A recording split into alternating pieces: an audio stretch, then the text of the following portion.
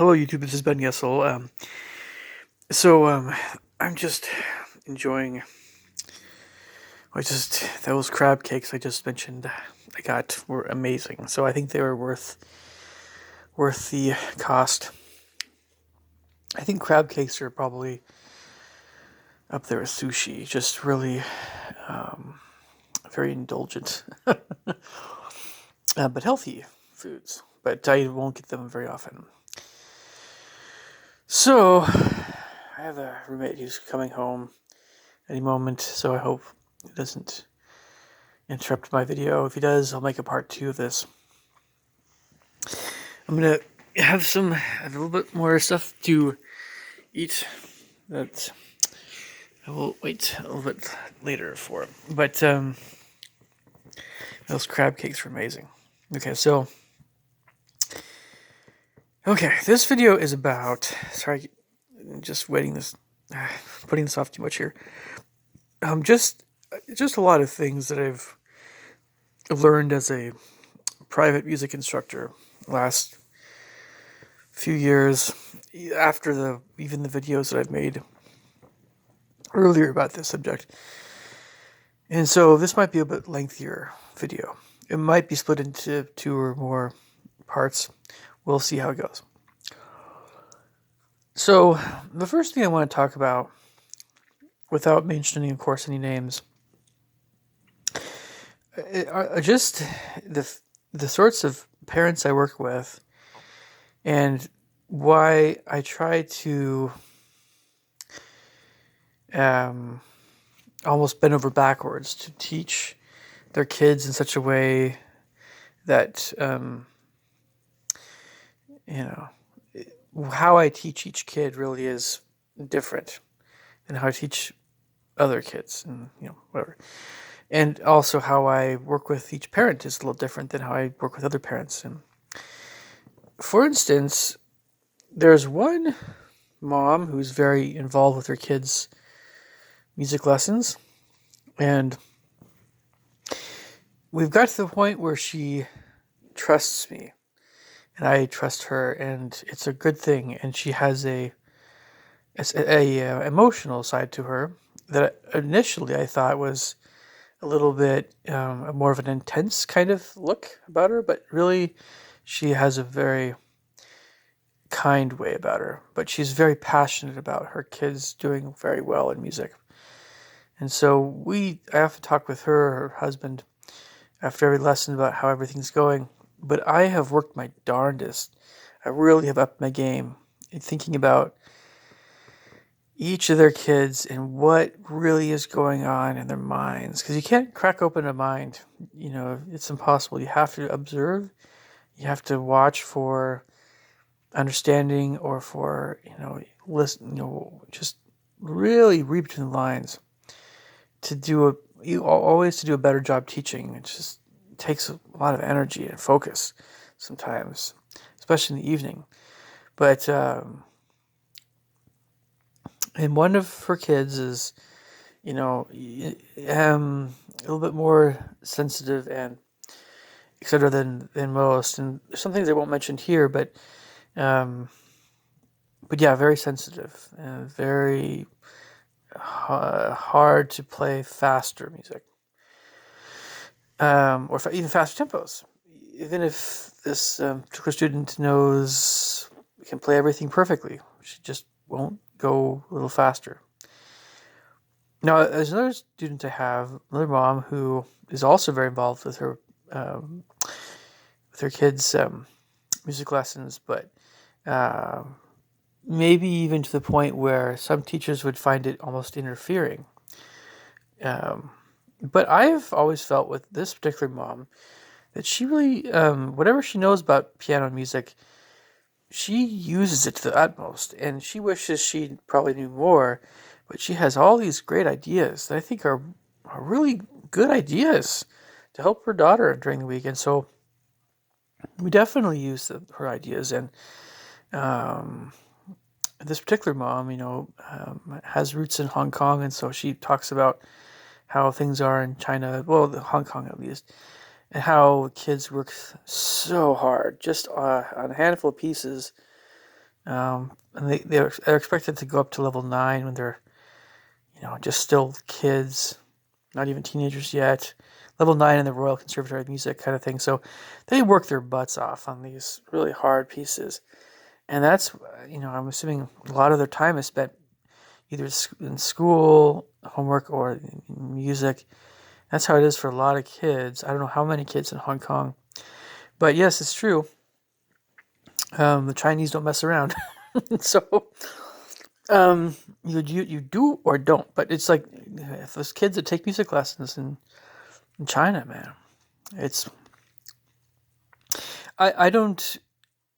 Of course, as I mentioned this before, I don't fully agree with that way of doing things. So unless you're talking about somebody who it will be majoring in music and piano performance at a conservatory, even at a young age, and go on to be a concert pianist, that's the kind of the kind of commitment makes more sense. But if you're talking about just vast majority of kids, that doesn't make a whole lot of sense. It can burn someone out from music for the rest of their lives. And so yes, there's pros and cons and different viewpoints about that, and why not, but it's just I don't know. So yeah, I know, China, tiger moms, all that stuff. Okay, so sometimes good things, sometimes not so good. I also heard about that one person recently. Well, this is a different subject. I might say this for a different video. Anyway, let's quickly train of thought. But yet another parent. We see. So I mean, there's very, you can tell right off the bat, there's very conservative families and more liberal families, and everywhere in between. You can always tell. You walk into a Christian, often more conservative family, just the way the parents are, and compared to one that's a family that's maybe not quite as, um, anyway. And there's just different family dynamics. One family I teach, and I'm going to actually explain this train of thought bit by bit, family by family, and you'll see where I'm going here after a few more of these explanations. So in one family, I teach two of their kids, and it feels a bit like a comfy couch kind of thing. There's no the expectations for me are lower than some of my other students, um, where it's, and some parents are more demanding on me, but I generally don't mind that so long as I'm still able to teach, right? If they want me to be a teacher. So, but it's a really relaxed atmosphere in this one family. I think more Christian family, and the kids don't really practice as much as they should, and I'm not actually sure if they're going to be continuing lessons, um, because of, I don't know, much my gut feeling. But if it so happens that they discontinue lessons, I kind of understand why, but because they're just not playing very much. But with these families, and there's others as well like this. I mean, another boy I teach is always looking for the least he can do during the week, and I don't really give him all that much to work on, but he really enjoys his video games. And so there's others like this. For those folks that just don't practice very much, do you dump them? Just say, nope, not teaching anymore. You could do that if you decided to keep teaching them. Well, you want to still help them to learn new things. And so the thought crosses my, I mean, I'm always trying to have lessons be more enjoyable by having every student play something that they truly enjoy, right? You can do that. That doesn't always, some kids are going to be determined to just not practice, and eventually you do have to discontinue lessons. But sometimes it's, for some kids, it's a discipline kind of thing. Some kids need some discipline from their parents to have lessons work. And when that parental discipline is not there, that's when things can really go south, For those kinds of kids that I was looking to do the minimum, or the kind of really half-hearted, more about practicing, that everyone says they want to want to have lessons, but nobody wants to admit, oh, they're probably not willing to put in the effort to practice every day, or most every day. But going on here a little bit. So yes, I'm still working with lots of other sensitive kids too, of various types, and you just try to find stuff that works well for them, and that's where their ability levels are at. I often feel like I have to keep pushing everybody forward as much as I can, But sometimes I feel like, you know, okay, but some kids really seem to thrive or do better when they can stay where they're at for a little while, kind of inch forward a little bit over time. Um, they won't quit lessons. They'll really enjoy lessons. If they're enjoying lessons, music lessons, they're likely to stay with it. If you push some of these kids too hard, they might not want to continue. And some kids will quit on their own just because, in some cases, you'll have some kids in that they want to play everything perfectly for you. And if they even make one little mistake, they'll be beating themselves up and be really tough on themselves. And they'll want to quit lessons because, they might feel like they have to play everything just right. Leaving a lot of cultural stuff out of this, you could probably guess what some of these students' cultures are if you are teachers already or older. I just don't need to get into it. Another boy is just thriving right now, by the way. I want to give him, with those students that just seem to just eat it up, they just play very, very well. They're always prepared with everything. I want to give them more music and some of my own stuff I've composed, But I won't go through every single sort of student teacher course. Maybe just a few more here. But so, another boy I'm teaching, I just talked to his mom, and some students are a little bit not always so easy to read what's really going on. But yeah, we've kind of figured out a bit more what might be going on with the student. You can memorize, all kinds of stuff in music, but until you really, um,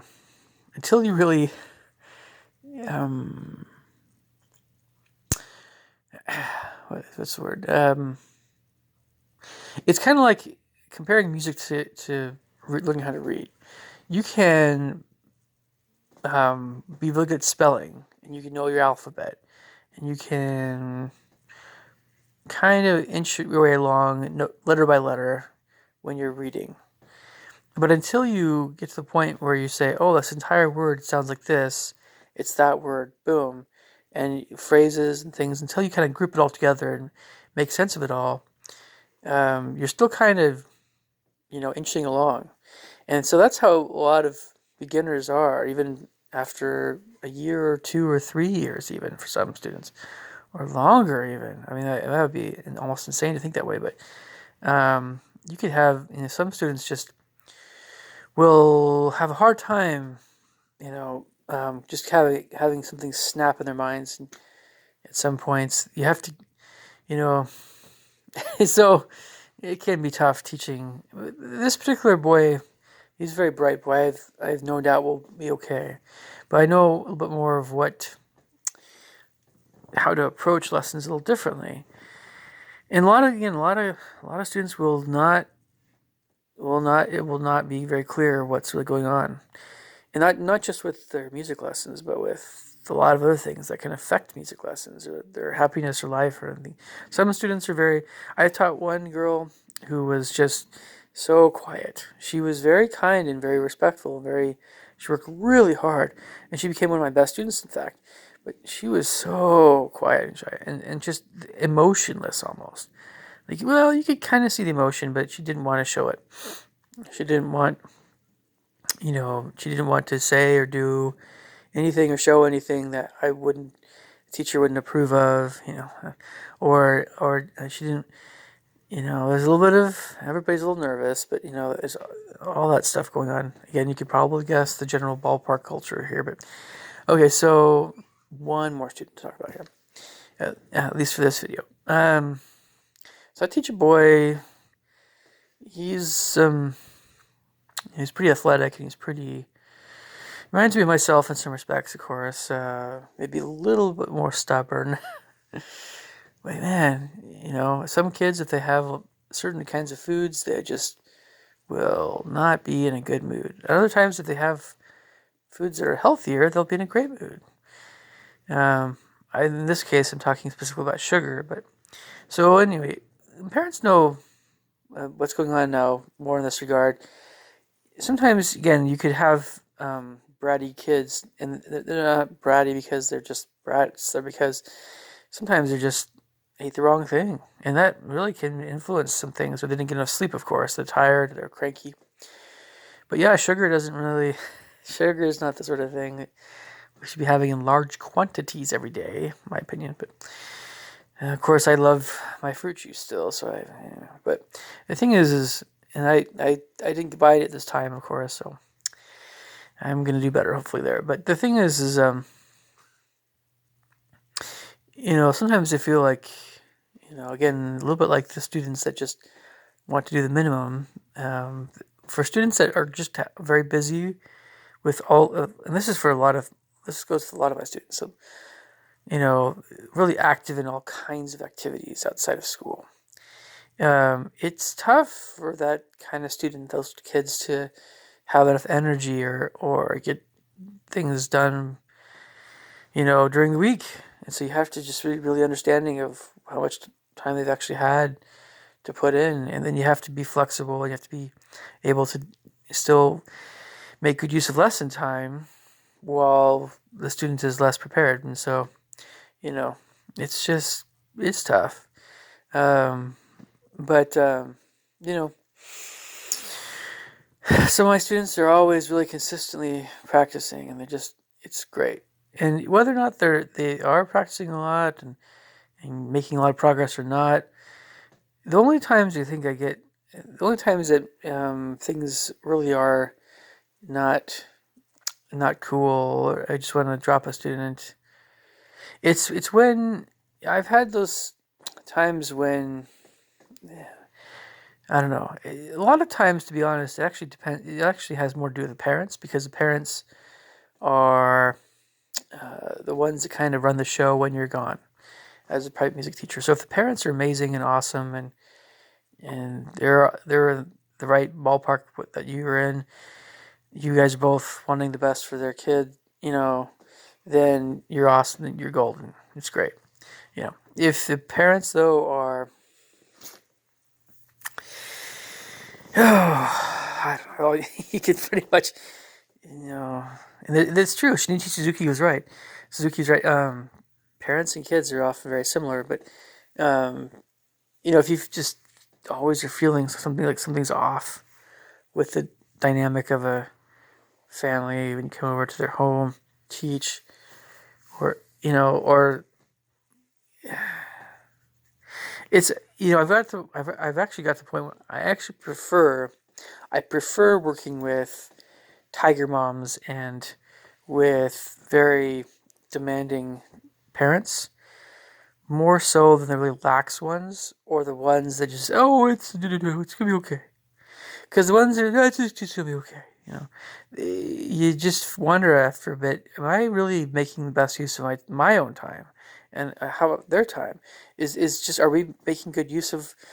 Is this something that actually is, um, you know, good to, I mean, I don't know, like,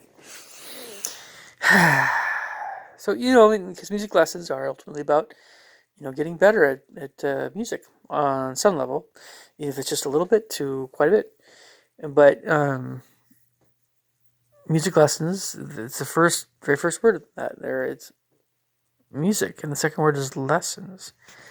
And I love meeting new people, or socializing and all that stuff. But all that stuff, everything else is very secondary to that stuff. And I guess I think the parents that are tough on their kids.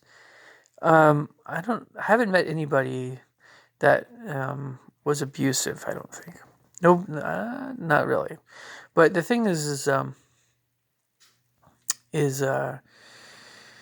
I mean, the parents like my skill. I mean, I could always be better at piano, but horn I'm better than piano, and composition I'm even better than a horn. And I'll keep getting better with time, hopefully. But it's just, um, yeah. I mean, like I've got to the point where I know the families, I know the folks that are, whether it's the family dynamic or the students or the parents are just not really about making gradual progress, steady progress. I don't mind losing them. It's sad to stop talking. See, it's sad to not talk to folks that you enjoy talking to, like parents, if you feel a good relationship with them, working relationship. But I mean, it just it wasn't really there wasn't as much really going on. It wasn't as much going on, And of course, every student's different, so you can't always expect all students to progress the same way. But yeah, I mean, like I want to teach people that are willing to work hard.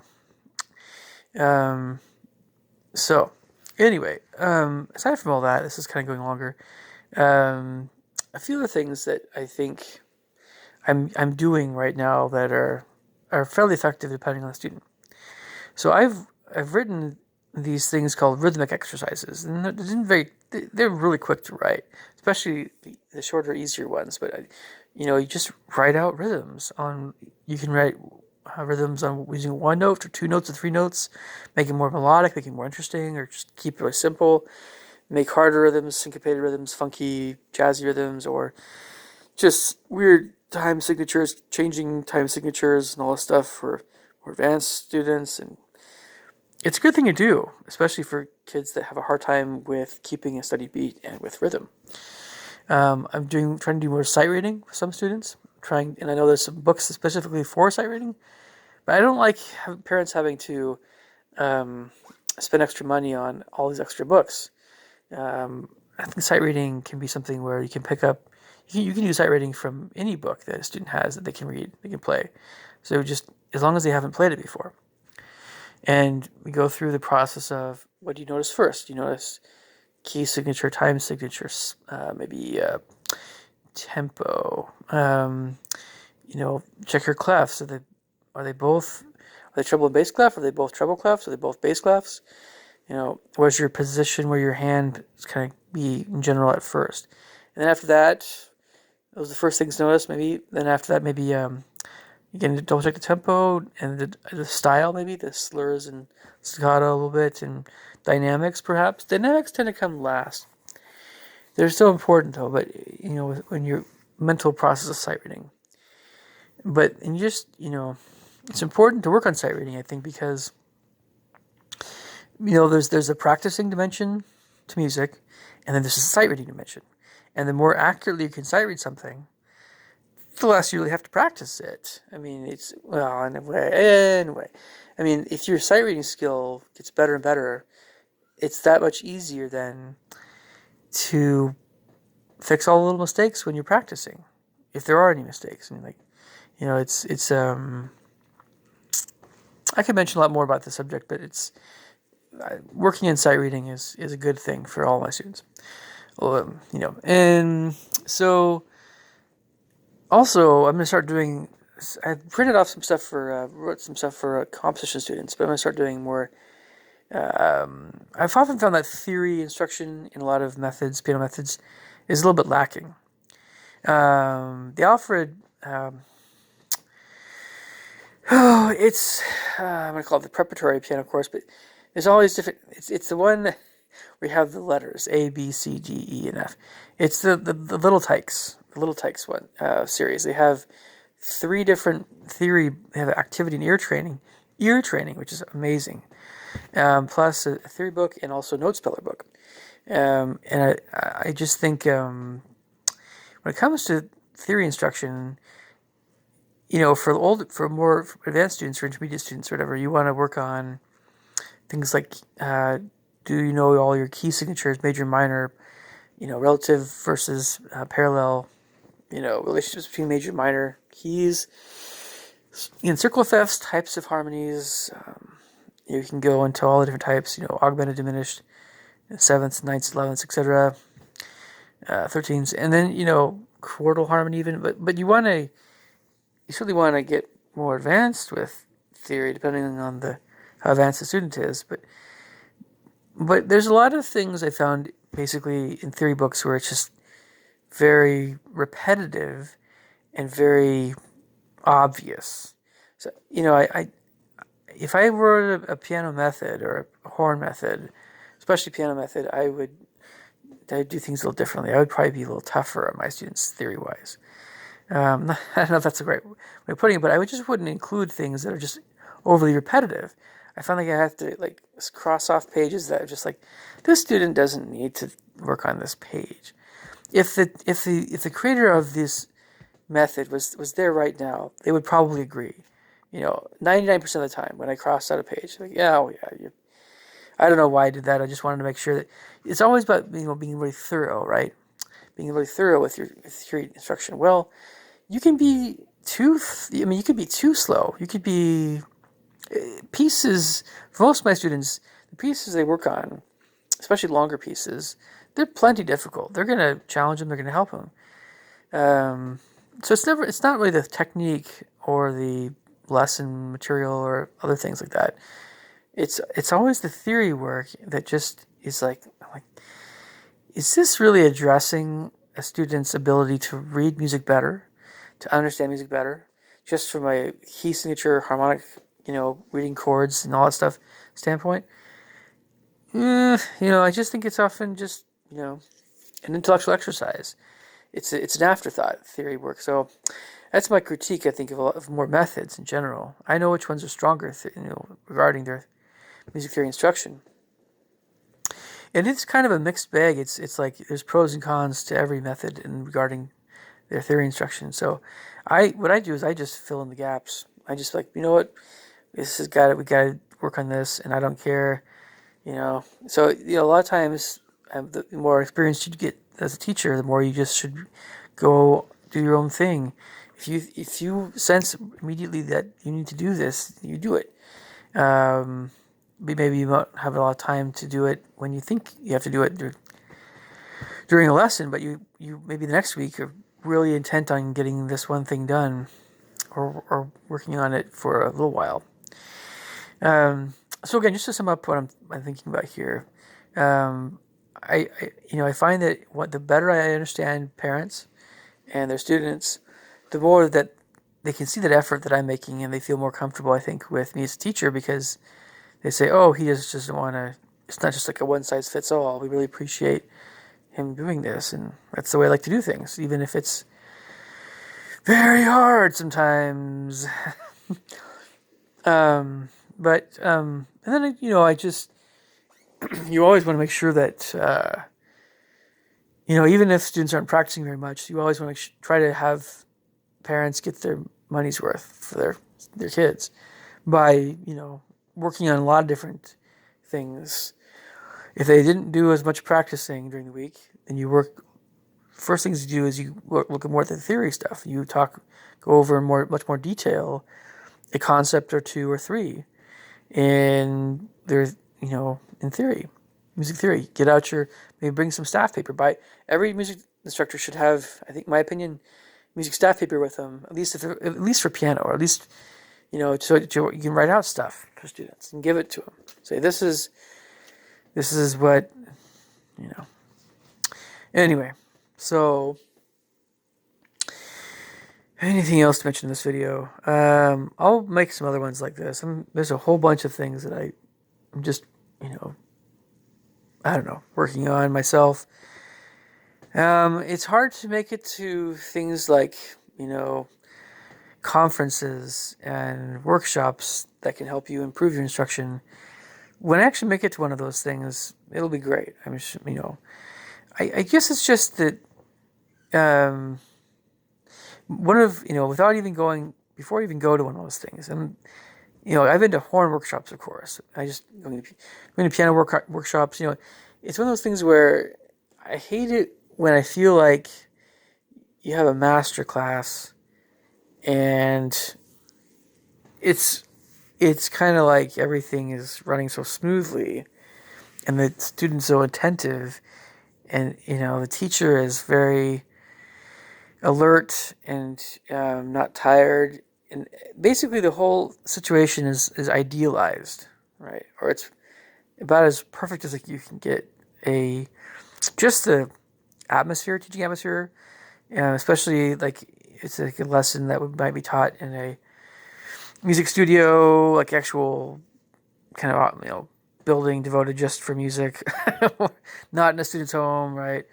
A teacher's home, but in an area of the teacher's home that's really just devoted to music, kind of thing. I mean, you see something like this in a master class or workshop, and it's so easy to, a lot of people say, "Whoa, whoa, why can't I do that? How are they able to do this? That's so amazing. Whoa." So I just, I put, I know there's a lot of stuff you could learn, but I have to sometimes ask myself the question, with teachers that are even 20, 30 years experience, would they still struggle with some of the students that I've had? And very much so, even more than I did. I have to ask myself, I mean, like for my own teachers, you always have things you learn from them. There's probably things here and there that you do better than they do, but they're your teacher, so you hopefully got better under their guidance, and so you always respect your teachers. But looking at other teachers, and again looking at the teachers that do workshops and things, I just think that there should be more of a realistic idea that a lot of teachers have of people's other teachers' real capabilities. Um, and you can't do anything about energy level. I mean, you get to your 60s and 70s, and if you're eating a lot of plant foods and you're really active physically, all this stuff, and you're really healthy, then you'll be just fine. But if everybody gets old and everybody gets slower, and so you can't expect an 80-year-old grandma to teach a boy with ADHD in the same way that you would see a 25-year-old young man who just has a natural knack for doing that sort of thing. You can't expect, you just can't expect that old grandma to teach at the level that the younger man can, just because unless this old grandma really knows what she's doing and she can just do a few things and not have to, it doesn't have to take very much energy from her to, just maybe it's just a very severe look, but I don't think that's very effective with, at least some boys I've taught, a few boys with ADHD. So no, I just, like when I go to one of these conferences, piano conferences, it'll be great, it'll be fine. I'll probably learn a few things.